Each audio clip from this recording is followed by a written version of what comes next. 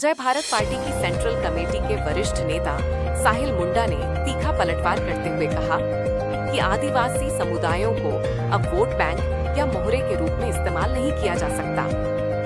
आदिवासी समाज भोला भाला नहीं, बल्कि एक जागरूक, समझदार और अपने अधिकारों के प्रति सजग समाज है। झूठे वादों और खोखले भाषणों से आदिवासियों को गुमराह करने का दौर अब समाप्त हो चुका है। उन्होंने कहा कि आज असम के डिब्रूगढ़ में प्रधानमंत्री की मौजूदगी आदिवासी समाज के लिए उम्मीद की किरण बनने के बजाय एक कड़वी याद बनकर रह गई है। साहिल मुंडा ने याद दिलाया कि 2016 में भी प्रधानमंत्री असम आए थे।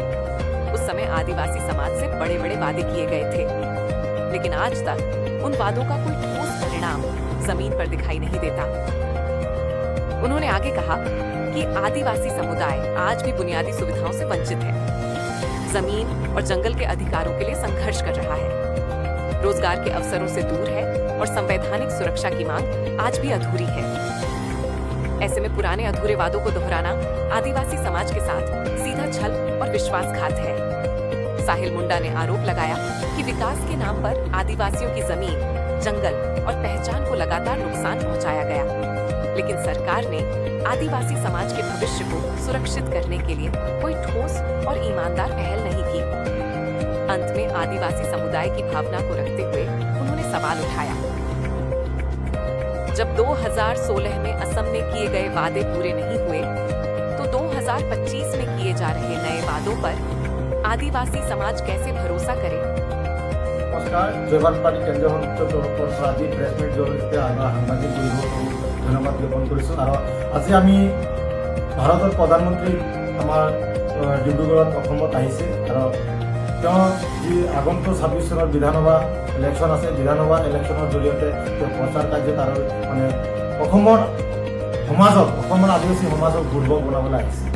গতিকে আমি এক কথা স্পষ্ট ভাষাৰে জনাম, 2016 চনত মানে বিজেপি প্ৰথমবাৰ অসমত চৰকাৰ বনাইছিল।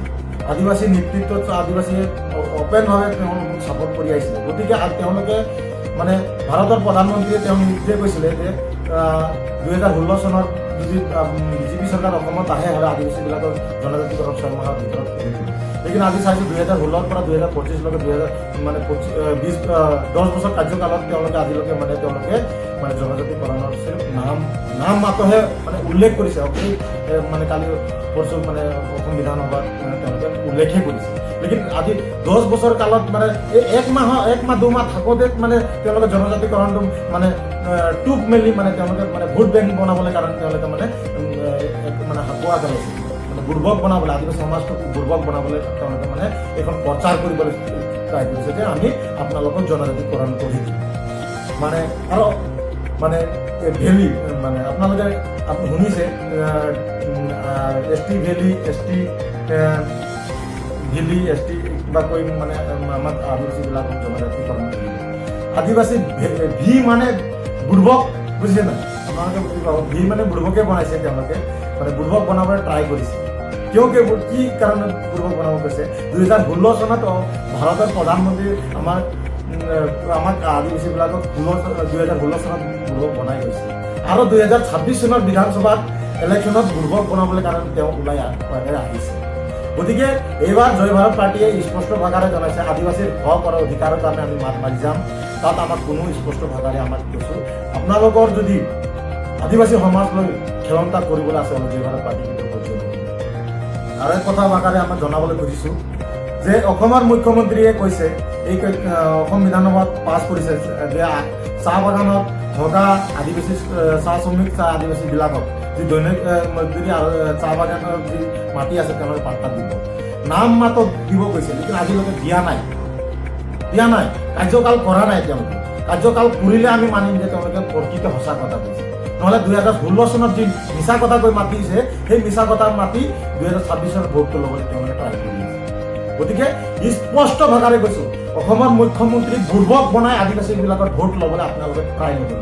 আদিবাসীবিলাকে বুৰ্বক নহয়, আপুনি ভাবিছে নেকি আপুনি বুৰ্বক হয়? আমি বুৰ্বক নহয়। এইকাৰণে জয় ভাৰত পাৰ্টী ওলাই আহিছে, এইখন বিজেপি চৰকাৰৰ লগত আৰু কংগ্ৰেছ চৰকাৰৰ লগত আমি টক্কৰ কৰিবলৈ ওলাই আহিছোঁ। আপোনালোকে কংগ্ৰেছ, বিজেপি, AGP আমাক আদিবাসীবিলাকক বুৰ্বক বনাবলৈ নোৱাৰে। এক কথা স্পষ্টভাৱে কৈছোঁ, আপোনালোকে বুৰ্বক বনাব নোৱাৰে। আপোনালোকে ভাবিছে নেকি আমি বুৰ্বক হয়?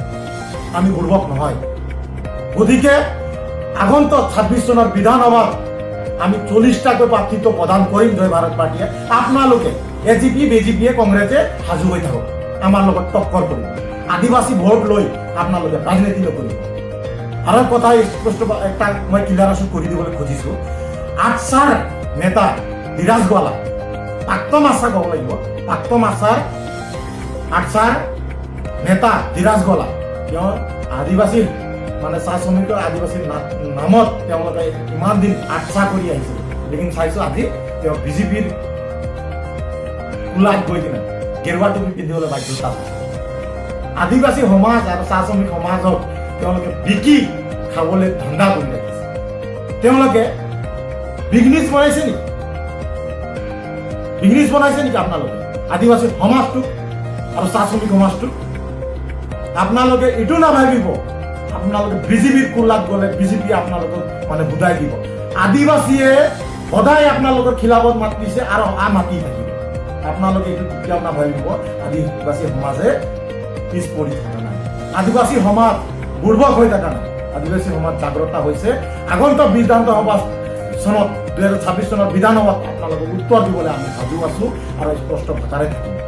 আৰু আপোনালোকে জানে যে এই আজি ভাৰতৰ প্ৰধানমন্ত্ৰী ডিব্ৰুগড়ত উপস্থিত হৈ যি মিছা কথা কৈ যাব, সেই মিছা কথা লৈ আমি আদিবাসীবিলাকে ভোট দেব, এইটো কেতিয়া সম্ভৱ নহয়।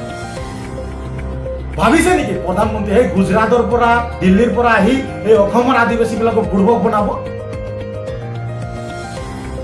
আদিবাসী হয়, আমি একদম আদিবাসী হয়, জংঘল ঝোৰ কাটি আমি ভাৰতত বসবাস কৰা আদিবাসী জংঘল হৈছোঁ।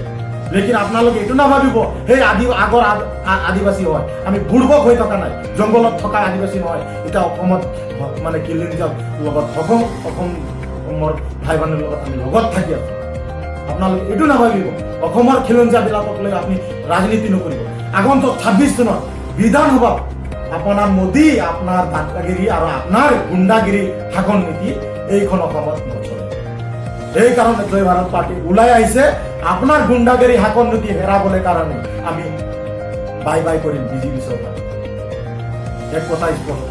তাৰপিছত হৈ গ'ল যিটো মিছা কথা কৈ গৈছে 2016 চনত আৰু আকৌ আহিছে ডিব্ৰুগড়ত সেই মিছা কথা ক'ব। ঠগবাজ আমি নহয়, বিজেপি নেতা ঠগবাজ। বিজেপি লিখিয়া ঠগ দালাল নেতা নাই এইখন বিজেপি। আপোনালোকে চাইছেনে? ৰূপজ্যোতি কৰ্মীয়ে কংগ্ৰেছত থাকোঁতে বাঘৰ লিখে চিঞৰে, এতিয়া বিজেপিত গৈ কুত্তা হৈ গৈছে। তেওঁ বুৰ্বক।